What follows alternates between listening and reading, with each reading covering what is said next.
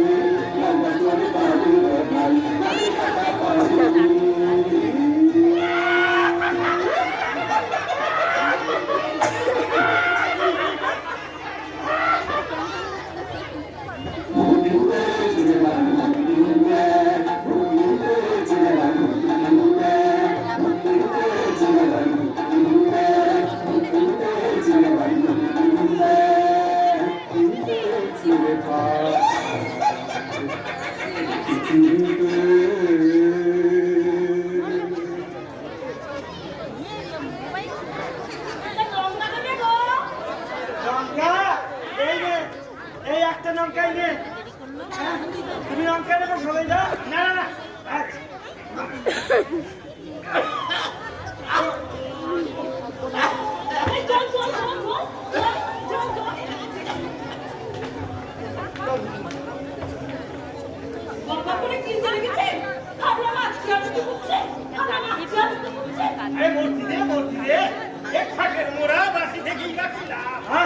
কি হচ্ছে সবাই যা বাবু এমন করতে আছে আমি দেখি না চাকরি তোর মরামি আগত না এই দেখে দেখে পুরো কেমন হারাম নিজে সেদিন মোরাম নিয়ে আগুন দিতে চাইছে পুরো পুরি না তোরা ভিজাই দি সব করে ভিজা পাতার মতো খেয়ে নেবে আমারে বললো কি ভিজা পুরি তোর বাপরে খাবে না পুরি তেনি এখন কাটা লঙ্কা ড্রপ কান্দি কি যে ভাঙ নাকে আর তেজামুরি শালা মুত মুত গন্ধ দুদিন ভালো করে খাওয়া এখন শালা হিজামুড়িতে আবার ঘুমের গন্ধ বেরাচ্ছে আমি কিন্তু কাজে কথা বলতে এসেছি মজা করতে হ্যাঁ আজকে কথা তাহলে ঝপঝপ বলো না একটা সর্বদা হ্যাঁ হ্যাঁ দিদিমণি এই না ধরো নাও, ধরো ধরো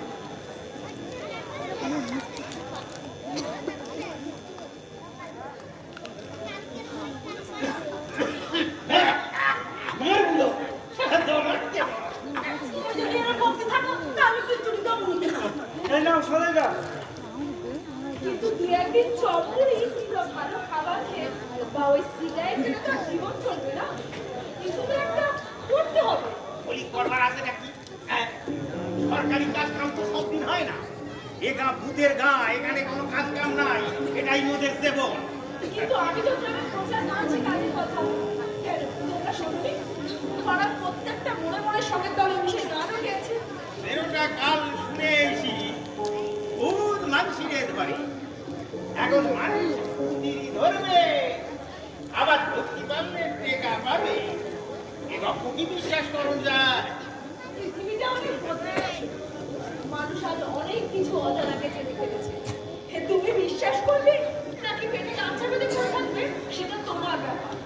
তবে যদি ধরতে পারো, যা টাকা পাবে তা তোমরা কল্পনাও করতে পারবে না।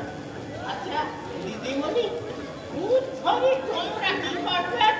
সেটা যদি তোমার কোনো দাম, তবুও বলি ভূত নিয়ে আমরা বিদেশে চালানো করবো। সেখানে অত্যাধুনিক মেশিনে ভূতের তেল বার করা হবে, যা দিয়ে অনেক মানুষের দুরারোগ্য রোগের ওষুধ তৈরি করা হবে। অনেক মানুষের জীবনও বাঁচবে। গায়ে অনেক আছে, তাই করবো কেমন করি? তার আগে তুমি খোঁজ খবর শুরু করো যে ভূতেরা কোথায় থাকে, কি করে, কেমন চেহারা ইত্যাদি।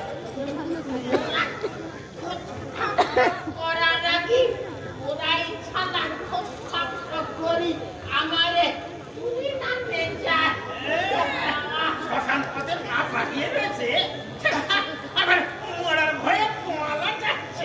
কি হবে তুই মন না ছালা, মন মন সে ওরে বসে দমদম পালা করছে, তার সালা কত পুরনি মন ছালা মন মন। বলেন গুরু, শুনবো সাজাই যা বাজে কথায় কাজ কি?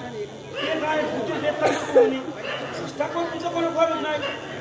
তোমরাও যদি ধরতে না পারো, আমাকে ধরতে দেবার ব্যবস্থা করো, তাহলে কিছু জানতে পারবে। তবে খবরটা কিন্তু সঠিক আছে। আরে ভূত ধরতে গেলে ওঝা লাগে, ওঝা ওঝা। আর সুবর্ণতা হচ্ছে এ গায়ের মস্ত বড় ওঝা। তোমরা দরকার হলে তার কাছে যাও। তাতে তোমার লাগবে, সে টাকা তো সুতলে ছাপাবে, তোমাকে তো আর ভাগ দেবে না। বলো যা মস্ত গুলি ভূত ধারি ধারি পশ বানায় রাখে, ওরা কেউ ফাটায় না। সে সুতলের কাছেও আমি যাব, সে ভাড়া খুব করে দিতে পারলে সেও ভাবে টাকা পাবে। তবে তোমরা কি করবে সেটা একবার ভাবো। ভূত তো এই গায়ে অনেক আছে, ওই এ মাতার ওই অসত্য গাছ, ওটি হলো ভূতদের মস্ত দেরা। এখনো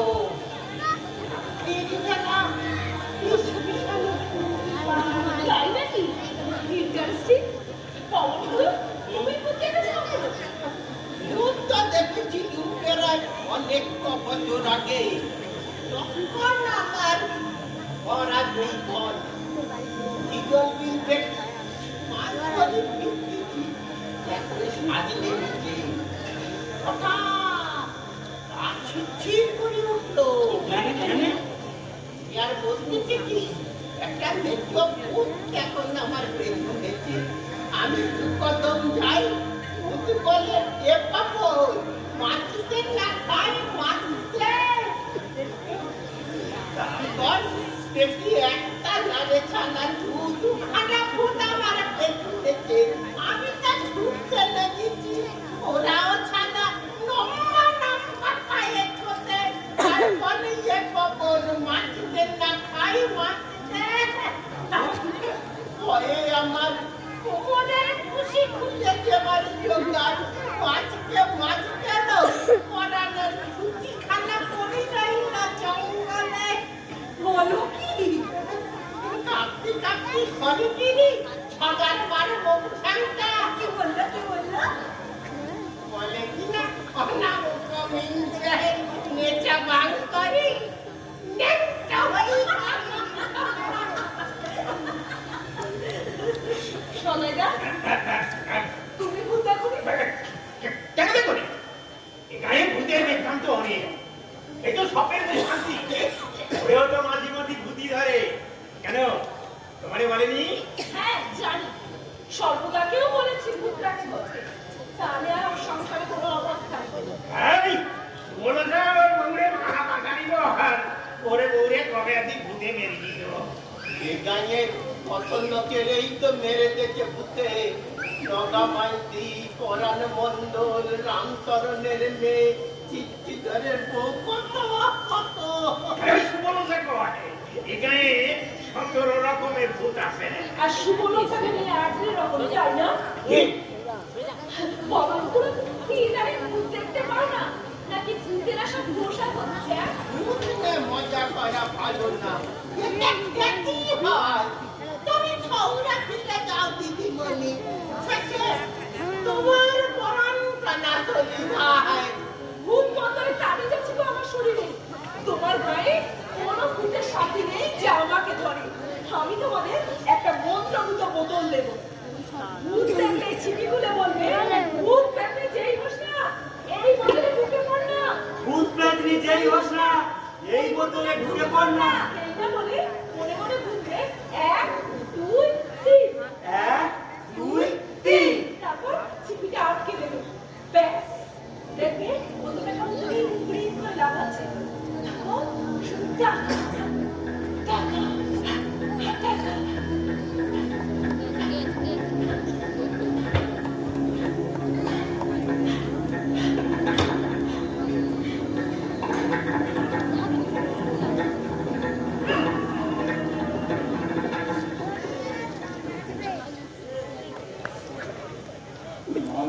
বাড়িয়া যাও রে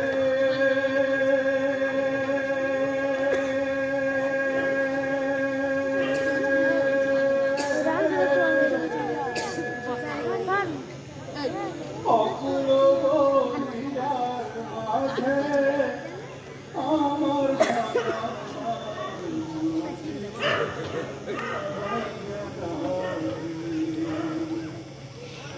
ওর নাম জটেশ্বর। আর আপনি যার গান শুনছেন, সবাই বলে জটা পাগলা। ওর গানের নেশা বহুদিনের এবং গায়কও খুব দারুণ। আপনার নিশ্চয় ভালো লেগেছে। তবে মজার ব্যাপারটা কি জানেন, মাঝে মাঝে জটেশ্বর আপনার ওই ভুটের তেল গানটাও গাইছে। বাহ, এটা বেশ ভালো কথা। ভালো কি মন্দ সেটা তো সময় প্রমাণ করবে। আপাতত কুসংস্কারের জন্য নিরীহ গ্রামবাসীদের ভূতের টুপি পরানোটা কি ঠিক হচ্ছে একজন মহিলা হয়ে? ভূতের টুপি? বাহ, বেশ ভালো বলেছেন তো। ভূতের আগে কতজনের মৃত্যুর খবর তো শুনলাম। আমি শুধু সেই ভূতগুলোকে কিনতে চেয়েছি। ব্যাপারটার মধ্যে যে একটা চালাকি লুকিয়ে আছে সেটা বুঝতে আমার অসুবিধা হচ্ছে না, কিন্তু আসল ঘটনা কি জানতে পারি কি? হ্যাঁ, নিশ্চয়ই। আর আপনার পরিচয়টাও যদি জানতে পারতাম। ইনি আমাদের এখানে মাস্টার মশাই। তুই যার কথা কয়েছিলে? অধমের নাম সুরেন্দ্রনাথ মুখার্জি। নমস্কার, বসুন না। বসুন দিদি। বসুন। আমি শুনেছি আপনি কি বিক্রম ঘোষালের বাড়িতে উঠেছেন। তা পুরো বাড়িতে থাকতে আপনার কোনো অসুবিধা হচ্ছে না তো? আপনার আপনি একটা সভ্য মানুষ। কিসের অসুবিধা? আমি সব পোস্টার করে দিয়েছি মাস্টারটা। তবুও তুমি ওখানে থাকতে পারবে। ওর বাড়িতে ভূতির বাস, ওখানে থাকলি পারি, ওরা তোমারে বাঁচতে দিবে নি। ওই বিক্রম ঘোষাল আর ভাইয়া রাস্তা তোমারে বাড়ি ফেলে দিবে। বিক্রম ঘোষালের মেয়ের আত্মা? হ্যাঁ, আপনারা আজও বাড়ি সারি বাসে খুঁজে না। কান্নার আওয়াজ আজও আমি শুনতে পাই। বিক্রম ঘোষালের মেয়ে মরলো কিভাবে? ওই ওই কাঁসাই নদীর চলে তুমি বলছি মেয়েটা লাশটাও খুঁজে পাওয়া যায়নি। তা আপনারা বাড়ির সারি বাসে আজও ঘুরে বেড়াচ্ছে। আর বিক্রম ঘোষাল? পাপি পাপি পাপি পাপি ওই পাপি লোকটার নামটা নিয়ে আনছে গেন্দা করে গেন্দা। খবরদার সদাইদার, খবরদার। বিক্রম ঘোষাল নামে একটাও বাজে কথা বলবে না। ছোট তো যদি গোলামি করি না তো তোর পেটে থাকতে না ছালা। ওই চৌধুরীদের গোলামি করো তো, তা ওরা যা বলে সেটাকে সত্য বলে বুকে আঁকড়ে ধরো। নাহলে বিক্রম কাকার মতো মানুষকে খুব হয়েছে।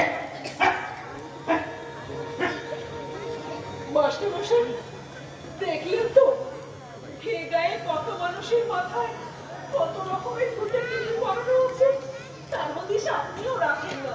কাল বিকেলে আপনার সঙ্গে আমার দেখা হচ্ছে।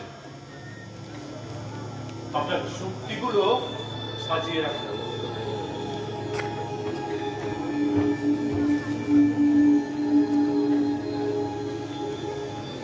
মাঝি বাড়িয়া যাও রে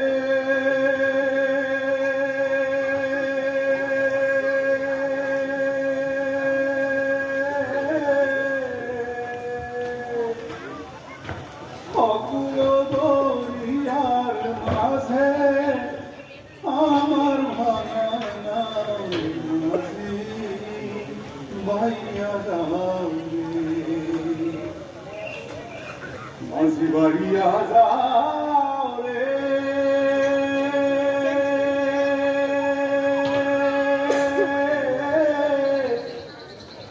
অকুল কি অনাবৃষ্টি কাণ্ড! সাজ নেমে গেছে, এখন ফিরবার নাম নেই। বললো বিকেল বিকেল ফিরবো, এখনো ফিরবার নাম নেই। শহরে গিয়ে ফিরে আসে কি মুখের কথা? তুমি দক্ষিণ দুয়ার মধ্যে এই গ্রাম। তারপর শুনলাম কাঁসাই নদীর ব্রিজ ভেঙে গেছে। ভ্যান সাইকেল কিছুই তো চলছে না। আজকে গিয়া কাঁসাই নদীর বীজ ভেঙে যাচ্ছে, নিয়েও তো কিছু করে বসে আসো। ওরা কি করে রাখি তো? কোনো দায়িত্ব নেই। নিজেদের ফিরবে কি করি? নেতারা সাইকেলটা চাই নিয়ে যেতে তো পারো নাকি? নেমে গেছে, ভয় লাগবে না তো? না দিলে নাম। তুমি যাও, যাও তো। আচ্ছা আচ্ছা, আমি যাই তাহলে। হ্যাঁ দাঁড়া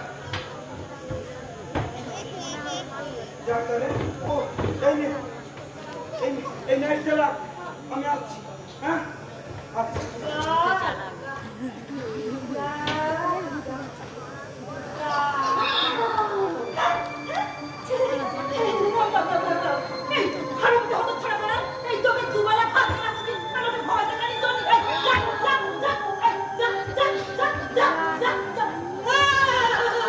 আরে শান্তি, আরে আমি মাস্টারমশাই।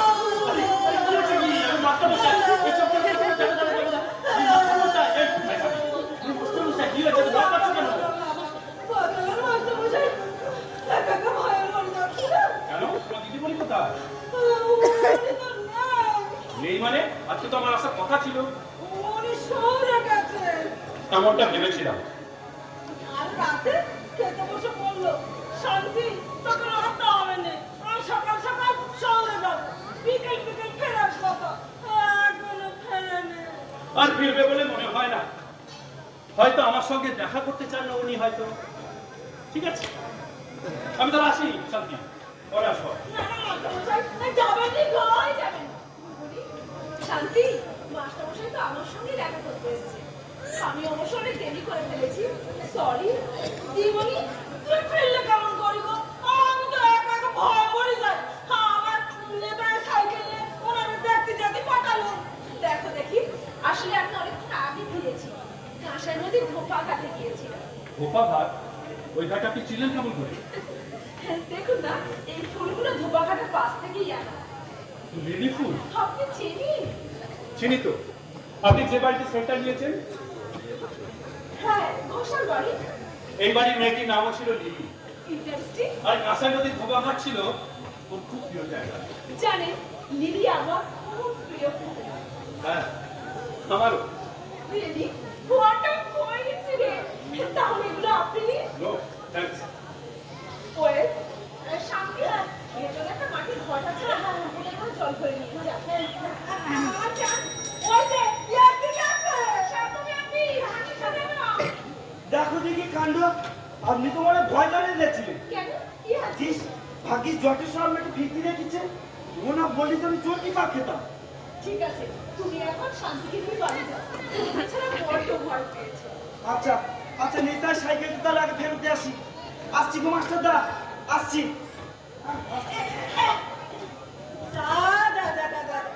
সেটা চলে গেল।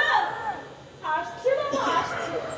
তুই যেন আমাকে চোখে হারাচ্ছিস। যা, তুমি না বড্ড ফোন করে বললে ঘটনা দাঁড়িয়ে থাকবো, করবো তোরা কি রে? ঠিক আছে, ওখানে রাখ, ওই সাইড করে রাখ।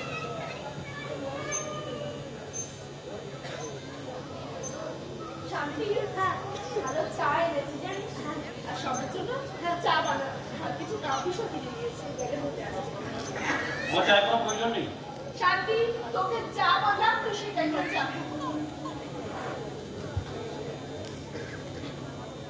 দেখুন, অযথা নষ্ট করার মতো সময় আমার কাছে নেই। এখন সরাসরি আসার কথা আসা যাক।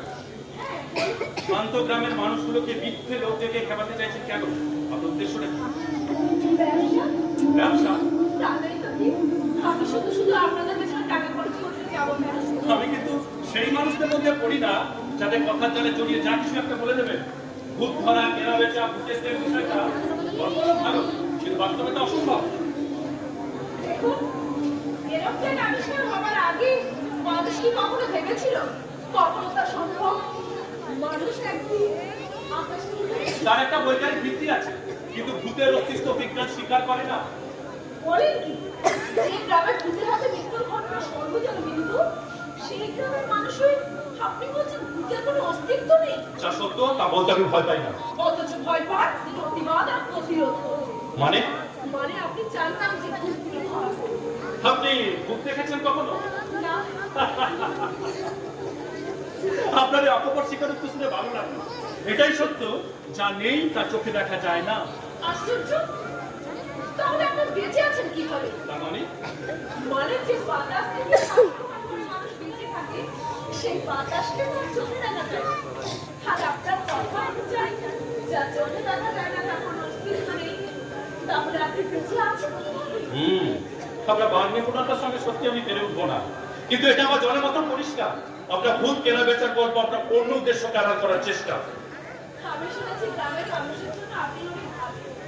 বিপদে আপদে ওদের জন্য ঝাঁপিয়ে পড়ে। ওই যে এক পাগলা মানুষটা চব্বিশশো দাস, ও স্ত্রীর মৃত্যুটাও তো হয়েছিল ওই ভূতের হাতে। এই তো কয়েক মাস আগের ঘটনা। এরপরেও আপনি বলবেন ভূতের কোনো অস্তিত্ব নেই। জটেশ্বরের স্ত্রীর মৃত্যুর কারণ কোনো ভূত নয়, ইচ্ছুক আত্মহত্যা অথবা অথবা হত্যা, I mean murder, তাই না? প্রমাণ ছাড়া বাজে কথা বলা আমি পছন্দ করি না। আপনি কি আশা করেন মনোরম মাস্টারমশাই? যে ভূতেরা আপনার জন্য সাক্ষ্য প্রমাণ সব সাজিয়ে রাখবে? যে গ্রামে বড় একটা পুলিশ পর্যন্ত থাকে না, যদিও বা কখনো ঢোকে, ওই সব রাজনৈতিক নেতা চৌধুরীদের মধ্যে দিয়ে বলে যায়, সেই গ্রামে তো চিরকাল ভূতের তাণ্ডব চলতেই থাকে। দিওয়ানি, দিওয়ানি, এসে গেছি। গরম গরম চা নে। না, ভালো আছে মশাই? কোনো কথা নেই। রাগ থাকলে আমার উপরে ফলা, ওই চায়ের উপরে কেন? কষ্ট করে বললাম খাবার নেবো। এই তো চা হয়ে গেছে, ভালো টাইম হয়েছে। এ শান্তি, চা দে। চায়ের গন্ধ তোমার জল চলিয়ে আসে, তাই না? দিওয়ানি, হ্যাঁ বল। তোমার এই কালো বেড়ালটারে আজ আমি আর খেতে দেবো নি। কেন? এই সকালবেলায় একা একা ভয়ে কাঁদতেছি, এমন সময় হঠাৎ করে সে বলে, শান্তি, ঘুমিয়ে যা।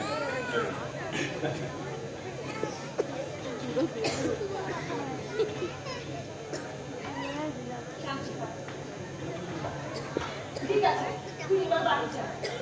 কেমন? আর সর্বেসর্দা, তুমি ওকে একটু সামনে রেখো। কি বলেছি বুঝতে পেরেছো? ও বাবা, দিদি বলি কি যে বলো না, শহরে আমি সামলাবো এই শান্তিকে। হ্যাঁ, কোনো দাঁড়িয়ে আছো কি? চলো না। যাচ্ছি তো, চল, চল, আয়। দেখেছেন এরা কত সরল আর প্রাণবন্ত। ওই সরল আর প্রাণবন্ত মেয়েটাকেও মাঝে মধ্যে ভূতে ধরে। হ্যাঁ? আর সেই সুযোগে সুবর্ণচার মতো মানুষেরা ওদের ভূত ছড়ানোর অছিলায় ও শরীরে দখল নেওয়ার চেষ্টা করে। ওদের গরিবী আলোর সুযোগে চিকিৎসা মজুরতে ওই নির্ণয় চৌধুরীদের বাবা করে। এবার বলুন আমি কি করবো? যদি আপনি একান্ত না চান তাহলে দিয়ে যাও, আর যদি আপনি চাইতেন তাহলে গ্রামটা ভূতের উপদ্রব মুক্ত হতো। আজ আমি চলি। আমার শরীরটা আসছে, অন্যদিন আপনার সঙ্গে এ বিষয়ে কথা হবে।